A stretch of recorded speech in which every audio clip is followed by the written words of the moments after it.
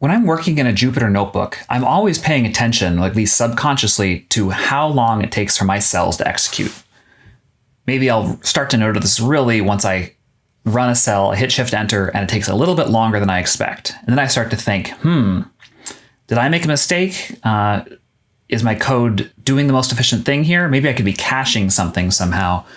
Gosh, do I need to go use a distributed execution engine that's going to use a lot of more resources, remote CPUs, so that I could keep this code working interactively enough for me to be effective? But it's a resource I'm always thinking about, right? It's something I know about Jupyter I need to manage, I need to keep track of so that my notebooks keep working well. And maybe I'm also keeping track of memory usage or disk usage. So other things that I know if I'm running a Python program, like I am in Jupyter, these are resources that I have that are finite that I need to keep track of. There's an important part of Jupyter called the kernel. I'm usually using a Python kernel, and that's the thing that's actually running our code. It's a process running our code. That's usually the thing that we care about the CPU usage of. That's the thing we care about the memory usage of. Here you can see I'm connecting to the same kernel as I have open in Jupyter with a Jupyter console. And that's to drive home that this kernel is a separate thing. This is a separate process from the thing I'm looking at over here in the browser. And we can monitor this kernel. If it seems like it's stuck, sometimes we'll restart it.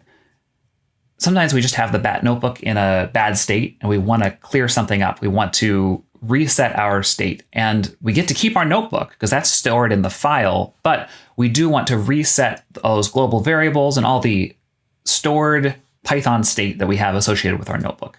So that kernel process could be running on a remote machine. Maybe I'm using my university's Jupyter Hub installation, but the client, that front end piece, is running on my laptop. But in this case, as you can see, I'm running both the kernel and the front end on my machine, on my laptop. Now, you might have noticed I used some web development words there. I said front end and might have said back end, client and server also come up. Jupyter is a web application, so those words make sense to describe it. We interact directly with the client, which then decides to send messages to the server, asking it to do things like run code for us.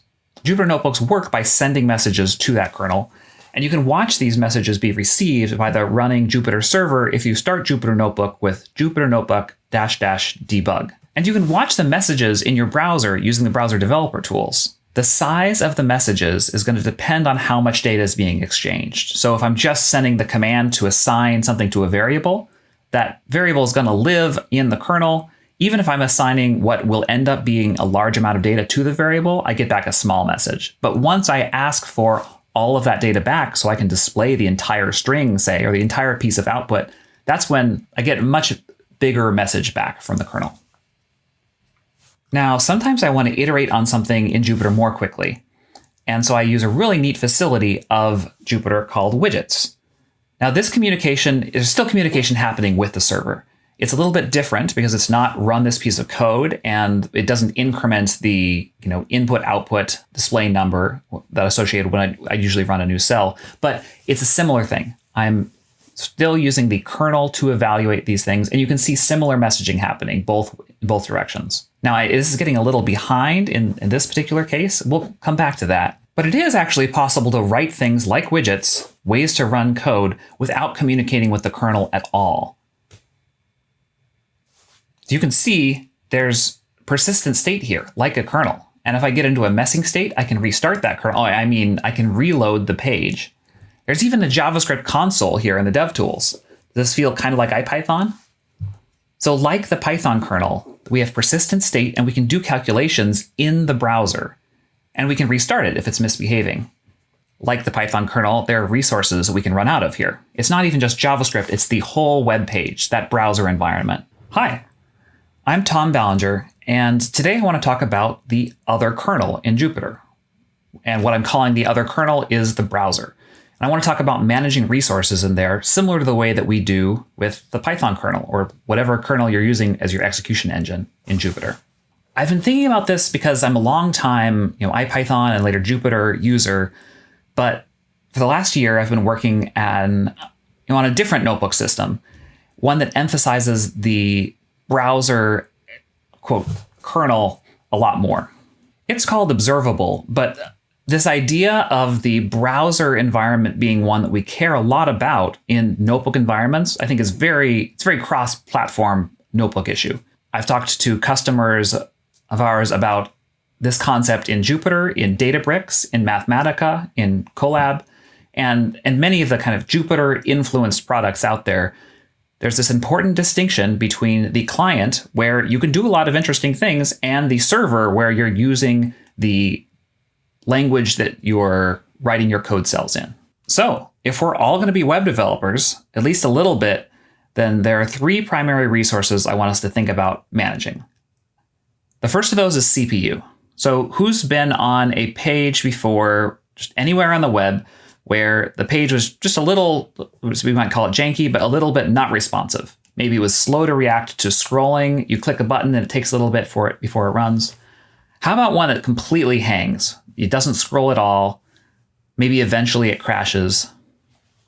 Great. Well, thankfully, this is a pre-recorded talk, so I don't have to pretend I was going to change the content based on how many hands, but I'm going to assume there are a ton of hands out there, right? A lot of folks have run into this. Now, who's run into this in Jupyter specifically? Let's look at what it would look like to just lock up Jupyter. It doesn't take much. So here I'm importing display in HTML. This is how we're going to run our code in this hidden kernel in JavaScript. And we can try it. We can see we do see hello from JavaScript. Now it doesn't take much to lock us up. All we need is an infinite loop. Just like Python, we're single threaded here.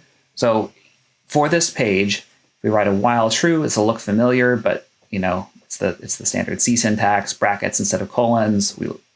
Lowercase true. I won't talk much about syntax for the rest of this. We actually don't even have to put anything in there. So once we run this, everything's going to lock up. We won't be able to scroll anymore. We haven't run it yet. Wait for it. Okay, that's it. Game over, right?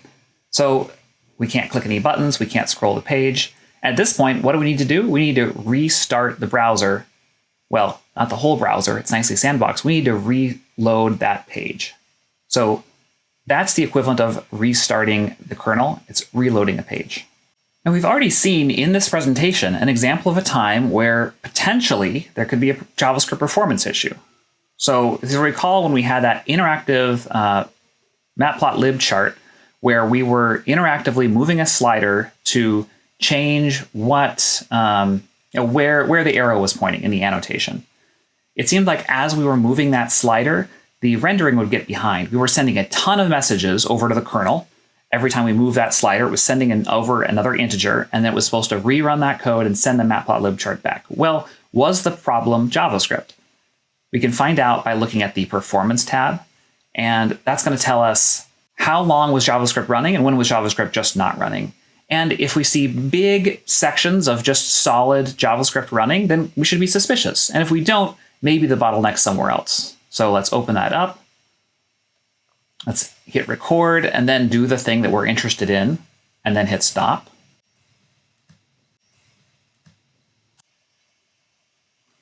Okay, so let's take a look. Well, looks all right. There's big sections of just totally blank space, which suggests we're waiting on something else. That's times when there just wasn't much JavaScript running. And if we go up into the frame section, we can step through, find interesting bits. There are these big sections where there's just no delay. There wasn't even anything rendering there. So that's a suggestion that it could be somewhere else. It must be somewhere else. But that's the kind of thing we should probably be looking at. Now, why would you want to introduce this potential liability, this new area you could have performance issues in your program? Well, there are a lot of things that become possible with Jupyter Widgets and with different integrations or with Jupyter Lab extensions, which are similar in that they're probably running a bunch of JavaScript. Here's one from Quantopian that allows you to dynamically edit your data. Pretty neat. But you can see all of these interactions that are happening here.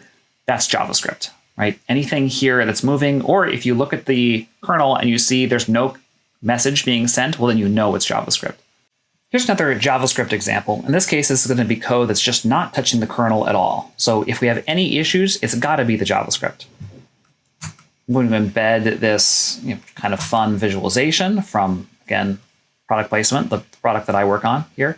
And we've got this nice animation happening in here. Let's check out the performance tab. Here's performance. Let's click record. profiling, stop. Great. Okay, now that we're in here, we can see, we actually are missing some frames here, it looks like. Some of these where it says, 49.3, that means we didn't render a frame for that amount of time. Now, if we're really trying to be careful, we want to hit those either, 32 millisecond or 16 millisecond targets, because if you take 1000 milliseconds and you want to draw 30 frames a second or 60 frames a second, then you divide by that number, divide by 60, and you get 16 milliseconds. So anytime your rendering process takes longer than that, you should be a little concerned. Now, it does change, just the act of profiling this changes it a little bit, but it's still useful to see what's slow in this process, and is there something we could change about our data? Say that you want to have an interactive JavaScript visualization, or maybe it's map tiling, or maybe it's something that represents your data in a interactive graphical way. If you want that to really be not skipping frames, you want to be looking at diagrams like this. Next up, let's talk about memory. I don't have a lot to say about memory. JavaScript works pretty much like Python, where if you have a global object, you keep adding stuff to it, you're going to have what we call a memory leak. It just keeps getting bigger. It's not often a problem, but in the browser, there's more to think about, because the global environment is not just your global objects in JavaScript. It's also everything you put into the DOM. So say you have a Jupyter notebook that just keeps getting longer and longer, and you keep adding more stuff in there, and maybe the way that you represent your data is some kind of graphical thing. So when you look at your chart, it actually comes out with printing all the rows of the chart instead of just the first 10 or so. That's where you could start to, you want to use maybe the browser tab or the developer tools tab to look at the memory, but also you might want to refresh your page. That's your ultimate garbage collector, right? When you refresh your page, all your JavaScript state goes away. Now, the saved DOM elements, the saved HTML in your IPython notebook document, those are still going to be there. So maybe you need to delete some of those to just have less stuff in your notebook. But I do have a lot to say about bandwidth. So bandwidth has there's two groups of things let's think about. One is in the browser. If you're connecting to some third-party resource, maybe you're doing map tiles and you have this interactive map and you have to load those map tiles. That's going to be based on whatever the users, you often, but maybe you're using this notebook for other people too, what their internet connections are like.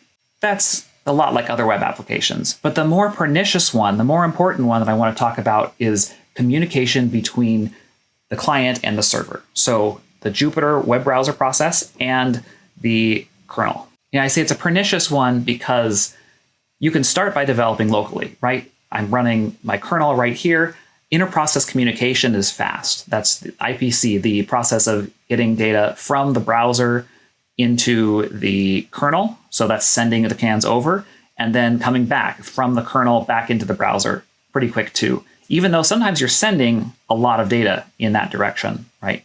In our example before, we were sending over integers and those were coming back as full matplotlib charts. But we were able to do that pretty quickly. The worry is, what about when you deploy this application to somewhere else? Now it's a notebook running maybe on somebody's Jupyter Hub, and it's not running on their computer. So now you've written a notebook designed to work locally, but if you want to make it work remotely, you have to, the performance characteristics are going to be really different. Here I've set up a simple test, very unscientific, but let's just run. Over here on the left, I have a local kernel, and over here on the right, I have a kernel being run on MyBinder. I don't know where this one in particular is located, but it's somewhere that's not on my computer. I've already created a 1,000,000 character string on each of these. I've tried to do a little bit of randomness because I'm not sure about whether these are going to be compressed in those WebSocket messages. But a realistic thing, I'm trying to transfer about 1 megabyte of data, right, from some remote machine to my machine just to get this to render. And as we do this, also remember, if you're trying to do this with widgets, then this is something that you'd be wanting to happen potentially several times a second. So any difference we see could be magnified by trying to make something interactive. So here, run it. Took about, half a second or so. Here, run it. I'm still waiting about 2 seconds maybe. So Could be reasonable. We could bump these numbers up a little bit and see a bigger difference. The point is that they're different. And if you develop your notebooks thinking about the case on the left, then you try to share your notebook with other people. Well, on the right, you're going to have issues, or it's going to perform differently than you were hoping. And since I really advocate for those interactive experiences like Interact, and Interact works a lot better locally, I'd encourage you to think about that bandwidth that you're using. Now, this suggests that maybe you should try to get your users to run your notebook locally. That's how they're going to have the best experience. And that's absolutely true. And there are ways to go about this. Maybe you could even package it up as a Docker container to install, but just Anaconda and pip make it relatively easy to install a Jupyter and Python environment locally. But as easy as it gets, it's still going to be hard for some of your users, if you're sharing this notebook with many people, to run it locally. Maybe they're on mobile phones, which is, I don't know, either hard or impossible to run a local instance of Jupyter on. Again, if you're thinking about sharing this with people, you want to think about, all right, could this work with a remote kernel? And what are the performance characteristics? How will that change? And this will be the moral later, but could I think about moving some of that state to the client? Or could I think about doing less communication and being thoughtful about which interactions really need to talk to the kernel and which ones maybe could work without it? If you look into how Jupyter widgets work, which I encourage you to do, and I'd encourage everyone to make more use of widgets because that interaction can be really powerful even if you're just developing by yourself. But if you look at Jupyter widgets, there's a concept in here called a JS link. And so the idea with Jupyter widgets is that you make this widget, you wire it up to this other output. Probably that widget will cause some interaction with the kernel, but if you do a JS link, potentially not, right? You can have these objects in your notebook that are talking to each other, potentially without talking to the kernel at all. There are a lot of different ways to implement this strategy of not talking to the kernel quite as much. One of them is Altair, which is a wrapper around Vega, which gives you these fancy interactive charts that you can interact with in the browser without communicating with the kernel while you're doing that interaction. Observable, the company I work for, has a lot of this kind of thing. So here's a quick demo of that. If we were to embed, say, a interactive graph, again, using kind of a Vega wrapper, now I can select which portions of this data I want to use. Again, this is without talking to the kernel. This is all taking place in the browser. Sometimes the issue isn't that the kernel might be slow to talk to, it's that there might not even be a kernel there. Maybe you're using NB Preview or Fast Pages, Jeremy Howard's Fast AI's project for quickly blogging, or some other kind of Jupyter notebook output that doesn't have a kernel attached anymore. And at that point, no more kernel. It means you want any interactivity to be in JavaScript. Thinking about Jupyter as these two different pieces can be a useful lens through which to understand a lot of talks at JupyterCon. When someone's presenting a new technique or a new tool, you can think, all right, is this running in the browser or is this running in the kernel or some combination? Because what you can do with those different things is different. Most interactive tools, like, say, a mapping thing, probably need to be running a lot of JavaScript. They're very interactive. At the extreme, you'd have a video processing thing that's grabbing webcam data in the browser. It's probably not going to send that giant video file over, or these frames over one by one to the Python kernel and then quickly back. Or if it is, that solution's not going to work if the kernel is ever remote.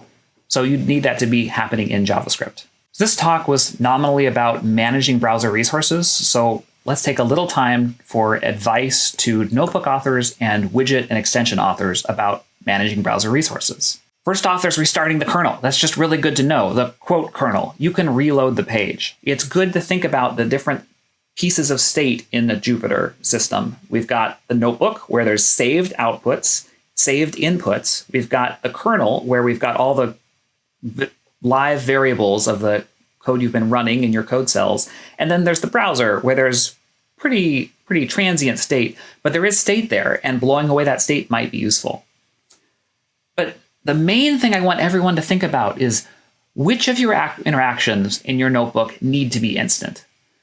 Probably some of them, it's fine if there's a delay. Some of them, maybe they ought to be as instant as possible. And then which of them can be instant? If you want to be able to switch between giant data sets, that's probably not a thing that should be instant because you don't have enough space in the browser to store all that data. But if it should be instant, even with a remote kernel, consider widgets that do client-side interactions, things that are happening in the browser.